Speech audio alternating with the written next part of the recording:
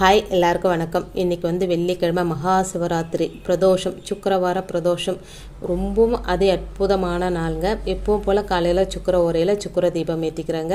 அதோட எங்கிட்ட இருக்கிற ஸ்படிகலிங்கம் நந்தி எல்லாரையும் கீழே இறக்கி வச்சு அலங்காரம் பண்ணி வில்வ இலைகளால் அலங்காரம் பண்ணி நான் வச்சுருக்கேங்க கீழே. காலையில் வந்து என்னுடைய விரதத்தை நான் ஸ்டார்ட் பண்ணிட்டேன்.